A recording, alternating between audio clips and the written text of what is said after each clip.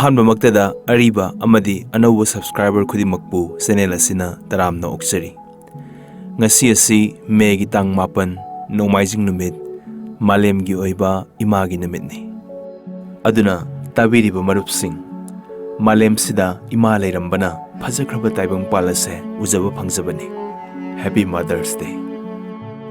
ꯂꯦꯞꯄ ꯂꯩꯇꯅ ꯃꯤꯌꯥꯝꯅ ꯋꯥꯔꯤ ꯑꯁꯤꯕꯨ ꯁꯄꯣꯔꯠ ꯇꯧꯕꯤꯕꯒꯤꯗꯃꯛ ꯍꯥꯏꯅꯤꯡꯉꯥꯏ ꯂꯩꯇꯅ ꯊꯥꯒꯠꯄ ꯐꯣꯡꯗꯣꯛꯆꯔꯤ꯫ ꯍꯦꯟꯅ ꯉꯛꯅꯤꯡꯉꯥꯏ ꯑꯣꯏꯔꯤꯕꯗꯤ ꯋꯥꯔꯤ ꯑꯁꯤꯒꯤ ꯇꯥꯡꯀꯛ ꯑꯁꯤꯒꯤ ꯃꯃꯤꯡꯁꯨ ꯉꯁꯤꯒꯤ ꯃꯥꯂꯦꯝꯒꯤ ꯏꯃꯥꯒꯤ ꯅꯨꯃꯤꯠ ꯑꯁꯤꯒ ꯆꯞ ꯃꯥꯟꯅꯔꯤ꯫ 6ꯁꯨꯕ ꯑꯦꯄꯤꯁꯣꯗ ꯑꯣꯏꯅ ꯃꯤꯌꯥꯝꯅ ꯍꯧꯖꯤꯛ ꯇꯥꯕꯤꯔꯁꯤ ꯁꯛꯅꯥꯏꯔꯕ ꯑꯏꯕ ꯕꯤ.ꯑꯦꯝ. ꯃꯩꯁꯅꯥꯝꯕꯒꯤ ꯀꯪꯂꯩ ꯏꯃꯥ꯫ ꯃꯤꯌꯥꯝꯒꯤ ꯅꯨꯡꯉꯥꯏꯔꯕ ꯀꯨꯝꯍꯩ ꯌꯦꯡꯅ ꯌꯦꯡꯅ ꯑꯩꯒꯤ ꯏꯁꯥ ꯄꯨꯝꯕ ꯇꯨ ꯆꯨꯡꯈꯤꯕ ꯈꯪꯍꯧꯗꯦ꯫ ꯏꯁ! ꯀꯔꯤꯅꯣ ꯎꯔꯤꯕꯁꯦ? ꯃꯤꯌꯥꯏ ꯆꯜꯂꯕꯤ ꯍꯅꯨꯕꯤ ꯑꯃꯅ ꯐꯤꯃꯟ ꯏꯜꯂꯤ, ꯐꯅꯦꯛ ꯈꯣꯡꯗꯥꯏ ꯁꯦꯠꯂꯤ, ꯃꯨꯇꯥꯏ ꯁꯨꯗꯥꯏꯅ ꯎꯏ꯫ ꯑꯉꯥꯎꯕꯤꯗꯤ ꯃꯥꯟꯗꯦ, ꯃꯁꯝ ꯏꯐꯥ ꯐꯥꯔꯦ, ꯍꯦꯛ ꯎꯔꯨꯕꯗ ꯊꯨꯛ ꯂꯥꯎꯔꯛꯏ꯫ ꯀꯅꯥꯒꯤ ꯃꯃꯥꯕꯨ ꯑꯣꯏꯔꯤꯒꯕ? ꯑꯩꯒꯤ ꯏꯃꯥ, ꯅꯪꯒꯤ ꯏꯃꯥ, ꯃꯥꯒꯤ ꯃꯃꯥ, ꯃꯤꯌꯥꯝꯒꯤ ꯃꯃꯥ꯫ ꯃꯤꯔꯣꯟꯒꯤ ꯃꯃꯥꯗꯤ ꯅꯨꯄꯤꯅꯤ꯫ ꯅꯨꯄꯤꯅ ꯋꯥꯔꯕꯗꯤ ꯅꯨꯄꯥꯁꯨ ꯋꯥꯐꯝ ꯊꯣꯛꯏ꯫ ꯅꯨꯄꯤꯅ ꯅꯨꯄꯥꯒꯤ ꯃꯃꯥꯅꯤ꯫ ꯑꯃꯗꯨꯁꯨ ꯇꯁ ꯂꯥꯏꯕꯛ ꯊꯤꯔꯕꯤ ꯅꯨꯄꯤ ꯑꯃ ꯎꯔꯦ꯫ ꯅꯨꯡꯉꯥꯏ ꯌꯥꯏꯐꯅ ꯍꯧꯔꯛꯄꯤ, ꯏꯀꯥꯏ ꯏꯀꯤ ꯂꯥꯟꯈꯤꯕꯗꯧꯅ ꯄꯦꯡ ꯈꯔ ꯆꯣꯏꯕꯁꯨ ꯃꯥꯜꯂꯤ꯫ ꯅꯣꯛꯐꯦꯠꯁꯨ ꯇꯧꯏ꯫ ꯑꯃꯨꯛꯁꯨ ꯄꯦꯍꯧ ꯂꯝꯕꯤ ꯆꯠꯂꯤꯕ ꯃꯤꯌꯥꯝꯕꯨ ꯀꯣꯏꯅ ꯀꯣꯏꯅ ꯌꯦꯡꯗꯨꯅ ꯑꯃꯨꯛꯁꯨ ꯆꯞ ꯍꯦꯛ ꯂꯦꯞꯊꯣꯛꯏ꯫ ꯃꯥꯡꯈꯤꯕ ꯃꯆꯥ ꯃꯁꯨꯕꯨ ꯊꯤꯔꯤꯕ꯭ꯔꯥ? ꯅꯠꯇꯦ, ꯃꯤꯔꯛꯇ ꯃꯈꯨꯠ ꯇꯤꯡꯊꯣꯛꯇꯨꯅ ꯁꯦꯜ ꯅꯤꯔꯒ ꯑꯋꯥꯡ ꯄꯥꯡꯅ ꯍꯥꯏꯒꯠꯂꯛꯂꯦ꯫ ꯀꯅꯥꯁꯨ ꯁꯦꯜ ꯑꯃꯠꯇ ꯄꯤꯕꯤꯗꯦ, ꯍꯟꯅ ꯌꯦꯡꯅꯔꯝꯗꯦ꯫ ꯏꯔꯥꯡ ꯏꯊꯛꯇ ꯇꯥꯎꯔꯤꯕ ꯅꯨꯄꯥ ꯅꯨꯄꯤ, ꯄꯥꯈꯪ ꯂꯩꯁꯥꯕꯤꯁꯤꯡ ꯅꯣꯛ ꯈꯦꯗꯨꯅ ꯆꯠꯅꯈꯤ꯫ ꯈꯔꯅ ꯍꯅꯨꯕꯤ ꯑꯗꯨꯕꯨ ꯑꯊꯤꯕ ꯋꯥꯍꯩꯅ ꯆꯩꯕꯤꯔꯝꯃꯤ, ꯏꯟꯊꯣꯛꯂꯝꯃꯤ꯫ ꯅꯤꯡꯕ ꯀꯥꯏꯔꯕ ꯍꯅꯨꯕꯤ ꯄꯦꯔꯤ ꯃꯤꯠꯂꯨ ꯏꯔꯥ ꯆꯦꯟꯗꯨꯅ ꯅꯤꯕꯗꯤ ꯇꯣꯛꯇꯦ꯫ ꯑꯩꯒꯤ ꯃꯥꯏꯀꯩ ꯅꯛꯁꯤꯜꯂꯛꯂꯦ꯫ ꯑꯩ ꯄꯥꯈꯠꯂꯦ, ꯂꯋꯥꯏ ꯁꯥꯠꯂꯦ꯫ ꯏꯃꯥꯡꯗ ꯈꯨꯠ ꯇꯤꯡꯊꯣꯔꯛꯂꯕꯗꯤ ꯀꯝꯗꯧꯒꯅꯤ? ꯀꯔꯤ ꯄꯤꯒꯅꯤ? ꯑꯉꯛꯄꯅꯤ ꯂꯝꯗꯝꯁꯤꯒꯤ ꯑꯣꯏꯔꯛꯂꯤꯕ ꯐꯤꯕꯝ꯫ ꯆꯛꯅꯤ ꯐꯤꯅꯤꯕ ꯃꯤꯁꯛ ꯎꯔꯝꯗꯕ ꯁꯅꯥ ꯂꯩꯕꯥꯛ꯫ ꯅꯣꯡꯃꯒꯤ ꯑꯋꯥ ꯑꯅꯥ, ꯂꯩꯇ ꯂꯥꯏꯔꯒꯤ ꯃꯁꯤꯡ ꯍꯦꯟꯒꯠꯂꯛꯂꯦ꯫ ꯀꯩꯊꯦꯜ ꯃꯆꯤꯗ ꯃꯆꯥ ꯄꯤꯁꯛ ꯄꯣꯔꯒ ꯅꯣꯡꯖꯨ ꯅꯨꯡꯁꯥ ꯈꯥꯡꯗꯨꯅ ꯐꯤꯖꯦꯠ ꯐꯤꯇꯠ ꯊꯥꯔꯒ ꯂꯨꯛꯃꯥꯏ ꯄꯥꯟꯕꯤꯁꯨ ꯎꯔꯛꯂꯦ꯫ ꯂꯥꯏꯔ ꯏꯅꯥꯛ ꯈꯨꯟꯕꯒꯤ ꯁꯦꯔꯐꯂꯥ, ꯐꯦꯔ ꯌꯥꯝꯅ ꯁꯥꯊꯤꯅ ꯂꯩꯈ꯭ꯔꯦ꯫ ꯃꯤꯔꯛꯇꯒꯤ ꯏꯟꯊꯣꯔꯛꯂꯕꯤ ꯍꯅꯨꯕꯤ ꯑꯗꯨ ꯏꯈꯪ ꯈꯪꯍꯧꯗꯅ ꯏꯃꯥꯡꯗ ꯎꯞꯊꯗꯨꯅ ꯇꯨꯊꯔꯛꯂꯦ꯫ ꯑꯩꯅ ꯆꯦꯟꯁꯤꯟꯗꯨꯅ ꯍꯧꯒꯠꯄꯤꯔꯦ꯫ ꯑꯩꯒ ꯃꯥꯌꯣꯛꯅꯗꯨꯅ ꯃꯨꯟꯅ ꯌꯦꯡꯅꯩ꯫ ꯏꯃꯥ, ꯅꯪꯕꯨ ꯀꯅꯥꯅꯣ? ꯏꯃꯥꯕꯨ ꯎꯔꯒ ꯊꯃꯣꯏ ꯁꯣꯛꯏ꯫ ꯏꯃꯥꯒꯤ ꯀꯅꯥꯁꯨ ꯂꯩꯇ꯭ꯔꯕꯣ? ꯏꯕꯨꯡꯉꯣ, ꯏꯃꯥ ꯆꯥꯗꯕꯅ ꯁꯤꯒꯗꯧꯔꯦ꯫ ꯅꯍꯥꯜꯗꯒꯤ ꯀꯔꯤꯁꯨ ꯆꯥꯔꯛꯇ꯭ꯔꯤ꯫ ꯏꯃꯥꯕꯨ ꯆꯥꯛ ꯁꯈꯣꯝ ꯑꯃꯇꯪꯗꯤ ꯐꯪꯅꯅꯕ ꯁꯦꯟ ꯈꯤꯇꯪ ꯄꯤꯕꯤꯌꯨꯕ꯫ ꯏꯃꯥ! ꯑꯩꯍꯥꯛ ꯃꯈꯥ ꯇꯥꯕ ꯉꯝꯈꯤꯗꯦ꯫ ꯍꯅꯨꯕꯤ ꯑꯗꯨꯒꯤ ꯃꯥꯏꯊꯣꯡꯗ ꯃꯤꯠ ꯀꯨꯞꯇꯅ ꯌꯦꯡꯉꯤ꯫ ꯑꯩꯒꯤ ꯂꯩꯈꯤꯗ꯭ꯔꯕ ꯏꯃꯥꯕꯨ ꯅꯤꯡꯁꯤꯡꯂꯛꯏ꯫ ꯃꯥꯏꯊꯣꯡ ꯑꯗꯨꯗ ꯃꯩꯇꯩ ꯏꯃꯥꯒꯤ ꯁꯛꯂꯣꯟ ꯃꯃꯤ ꯑꯃ ꯈꯪꯎ ꯎꯔꯛꯂꯦ꯫ ꯊꯦꯡꯕ ꯉꯝꯈꯤꯗꯦ ꯄꯨꯛꯅꯤꯡꯒꯤ ꯏꯊꯤꯜ꯫ ꯃꯤꯠꯇ ꯄꯤꯒꯤ ꯏꯔꯥ ꯆꯦꯜꯂꯛꯈꯤ꯫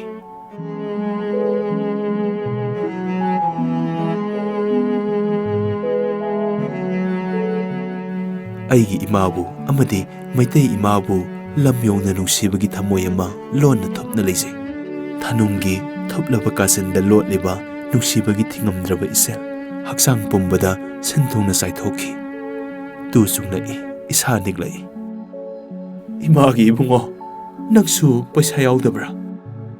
ꯍꯅꯨꯕꯤ ꯑꯗꯨꯅ ꯅꯨꯡꯁꯤꯅ ꯉꯥꯡꯂꯛꯏ꯫ ꯏꯃꯥ ꯑꯉꯥꯎꯕꯤ ꯅꯠꯇꯦ, ꯄꯥꯝꯕꯩ ꯂꯣꯏꯔꯗꯨꯅ ꯀꯩꯊꯦꯜ ꯊꯣꯔꯛꯂꯕꯅꯤ꯫ ꯏꯃꯥꯒꯤ ꯅꯨꯡꯁꯤꯔꯕ ꯏꯆꯥ ꯑꯃ ꯂꯩꯖꯩ꯫ ꯋꯥꯅ ꯅꯪꯅ ꯃꯤ ꯑꯣꯏꯅꯕ ꯁꯦꯝꯖꯔꯛꯄꯅꯤ꯫ ꯃꯍꯩ ꯆꯥꯕꯗꯤ ꯐꯪꯖꯗ꯭ꯔꯦ꯫ ꯏꯃꯧ ꯅꯨꯄꯤꯅ ꯃꯄꯥꯝꯗ ꯆꯠꯂꯒ ꯄꯨꯈ꯭ꯔꯦ꯫ ꯏꯃꯥꯕꯨ ꯍꯟꯅ ꯌꯦꯡꯕꯤꯈꯤꯗ꯭ꯔꯦ꯫ ꯏꯆꯥꯒꯤ ꯂꯥꯏꯔꯤꯛ ꯇꯝꯕꯗ ꯏꯪꯈꯣꯜꯕꯗꯣ ꯊꯝꯈꯤ, ꯍꯟꯗꯣꯛꯄ ꯉꯝꯈꯤꯗ꯭ꯔꯦ꯫ ꯌꯨꯝꯕꯨꯅ ꯏꯃꯥꯕꯨ ꯇꯥꯟꯊꯣꯛꯄꯤꯔꯛꯂꯦ꯫ ꯏꯃꯥꯕꯨ ꯑꯔꯣꯏꯕ ꯆꯥꯛꯂꯦꯟꯒꯤ ꯆꯥꯛ ꯆꯈꯣꯝ ꯑꯃꯇꯪꯗꯤ ꯐꯪꯍꯟꯕꯤꯌꯨ, ꯑꯗꯨꯒ ꯏꯃꯥ ꯆꯠꯆꯈ꯭ꯔꯒꯦ꯫ ꯄꯨꯟꯁꯤꯒꯤ ꯆꯦꯡꯖꯦꯜ ꯂꯣꯏꯔꯛꯂꯦ꯫ ꯃꯄꯨꯒꯤ ꯈꯨꯌꯥꯗ ꯆꯪꯖꯕꯗꯅ ꯑꯔꯣꯏꯕ ꯄꯥꯝꯕꯩꯅꯤ꯫ ꯍꯅꯨꯕꯤ ꯑꯗꯨꯅ ꯑꯩꯉꯣꯟꯗ ꯊꯥꯖꯕ ꯑꯁꯥ ꯊꯝꯂꯒ ꯍꯦꯛ ꯀꯞꯇꯨꯅ ꯅꯤꯖꯔꯤꯕ ꯚꯤꯈ꯭ꯌꯥ mahakna tamliba magi punsigi pau wari.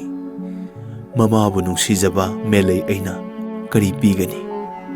Makhatana hangninki kanano magi masama mo. Yumthong kayada thokliba wari. Mamaga taloiga anigi serphala. Mamong nupi oiribi adusu nongmadi mama amadi manem oirak loidra. Matam baduda mamona magi masabu pokibada kari oirak payay. Wakhalasi anowa mirolgi mamau singsu khalanningi. Imagi mingdi kari kawi. Kay lamdagino. Isaga imauga duna maming kari kawi. Imagi ming layrik kawi. Hawam maraktagini. Isagi mamingna Nabukumar kawi. Imauna naini. Khuraida laikre. Imagi pausi awabani. Nasasunga sidi sel yamna yautre. Lupa matang di yauzani. Masimadang imada kachage.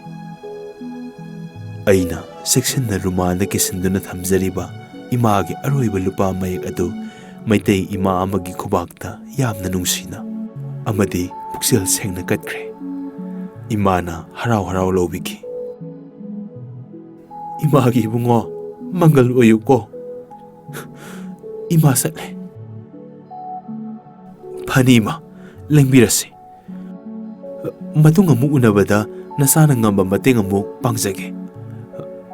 Waru na ima. Sumat yay na siyan kraba imagi nasasing na nomadi imagi kuyada turakini. Imagi bungo nuksida isagi wariside. Nama iti araybani. Puknapam imana henbani. Kaugano ima mabu. Ima satlage lehoro. Maitay ima layriki thomlabu wahay khonpam. Thamoida tinglawi. Tasing namak ima laybak laymana. Ima layriki saktam lauduna. Irang ithaki kuyomna yomsan kraba mapari mamomsingda nungsi pausian balak libra. Ayhak mit pangna wakhalgi haidok uraba mityeng amada mang lubadaw tawkibra. Apopi mamabu nungsidaba masana maripak nungsiba hunade. Aigi aroiba lupa mayek. Ima layrik na khutum set na paisilaga haraw awang pangna satkre. Aina mityeng thamduna munna yang hawi. Aroiba imagi lupa. Amana maitay ima amagi aroiba saklin oina kari potcharugani. Masahi budi laikay lehori. Aibu nungsibiba kayani. Khawang maning mamang. Seng meruk mga taruk natraga ata meruk ama ni pufam di lehori. Punsi sengjal loy krabasu matam khradi samtharaga hingba yakhidawri. Medugi pi taythokle.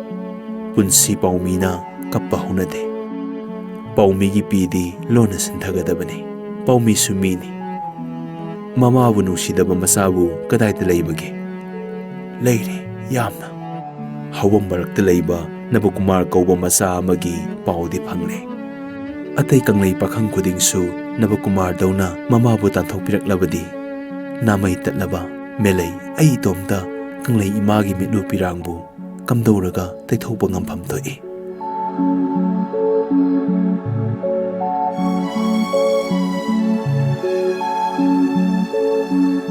Talmachet Nimit thokpa amasung nimit tabagi matam lay. Punsigi gari amasung Prithvigi gari tek lepa naide. Marakta khudang gari di sapi thawdrabadi lepi. Pungsing huraga mangkiba pungsing mengkhatuna semdokpadi yai.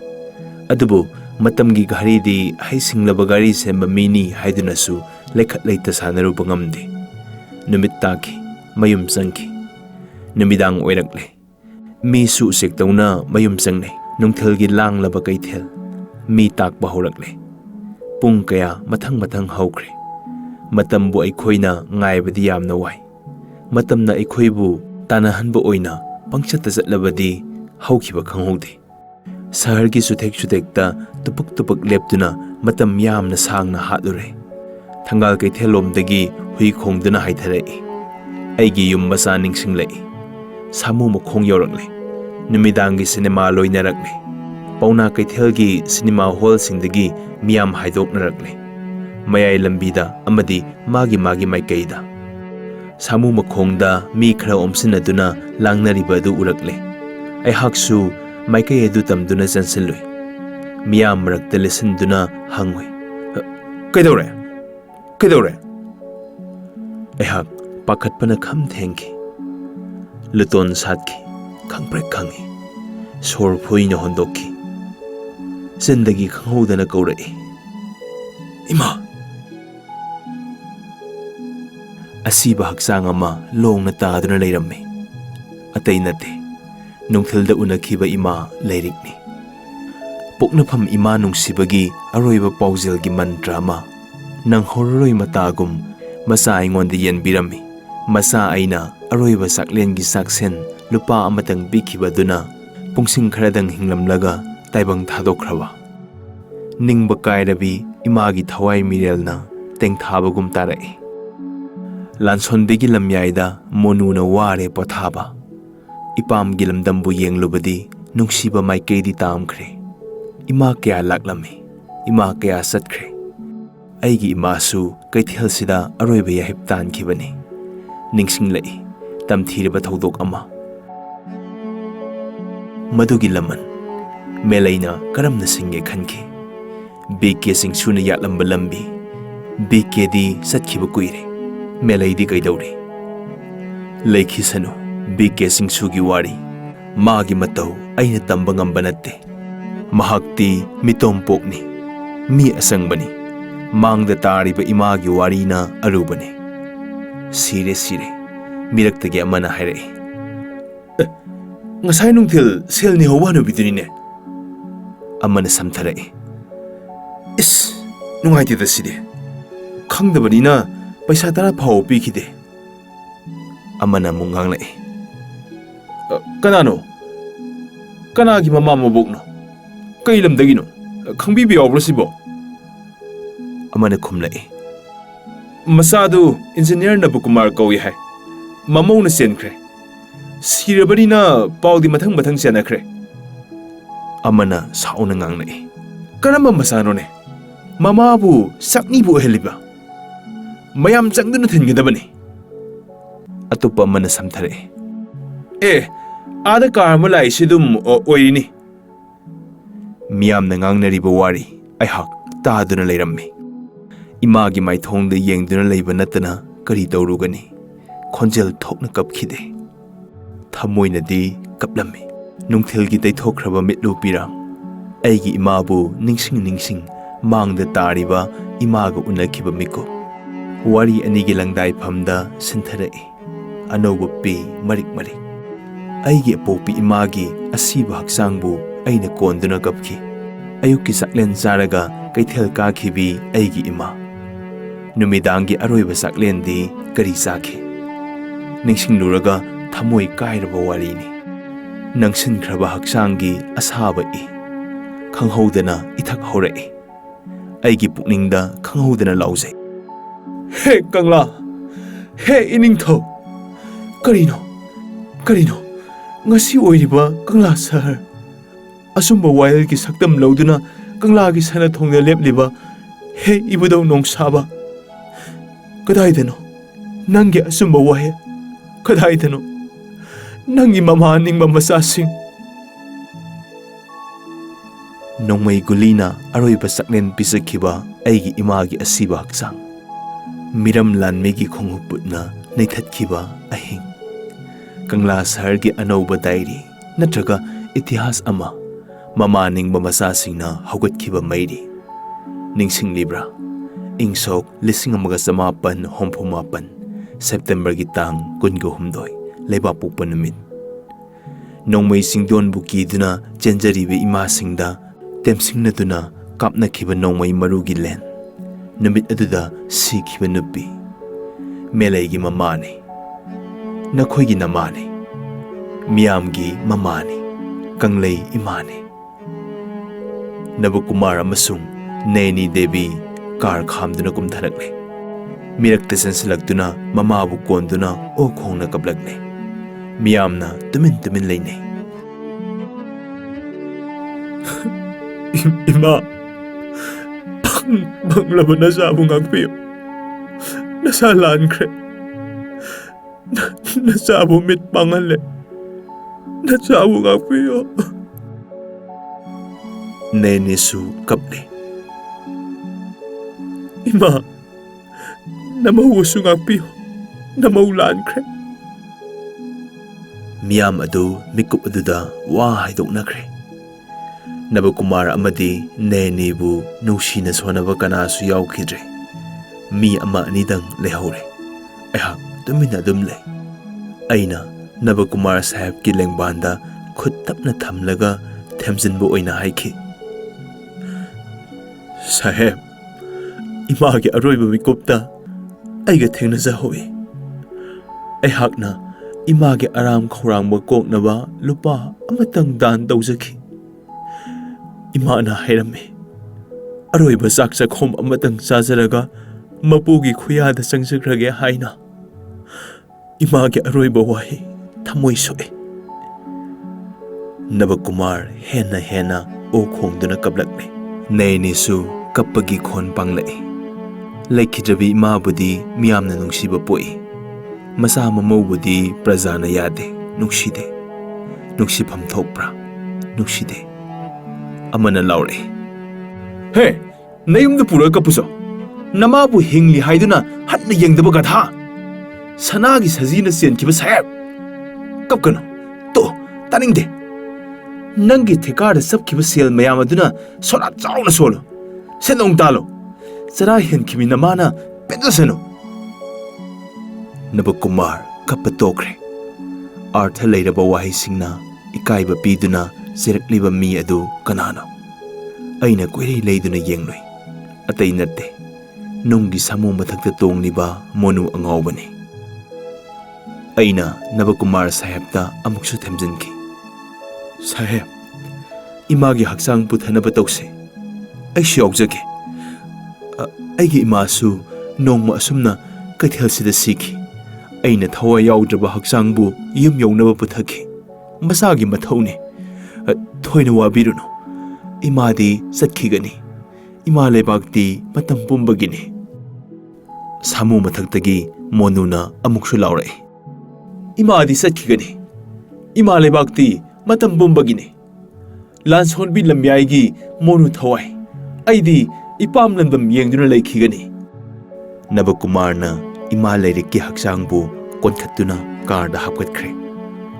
Imagi yet thangba khutum Setna paisin bagum tauriba adu aina urai. Khangsingngarai. Aina piramba lupa mayek adu pairibra. Pot leiduna sakhidrabra haibagi yeningba ma phaurai. Aina khotum adu phatoklaga kanna phajinkraba khusa sing tingthokle. Khubak mayaida urai. Ayhak pele. Dan tawjakhibagi mahi phangle. Sidringaida aigi lupa aduna pot khara leiraga imana sakre haibadi khangle. Lupa natte. Uribadu sawa loidriba tal tangkhayama. Punsi sengjel loikragani khanduna hayengi khaklaga khutum setna paisillaga thawaiga mantik nakre. Nuksida he maidei sanu. Awara palejadabi nangi pukai langeini. Tal saba haibadu masak khangjaramdabani. Masa singi anauba yawangi mirona purakpa laibak. Tal majet amabu thawai makni khanduna Konsilaga nonga krabi ima. Nangi nasa singi tungi laibak kadaidano. Ima, nangi aroiba saklendi aroiba yahipna kanglagi sanathong lanson bigi lamyaida kari paukhong chalibano.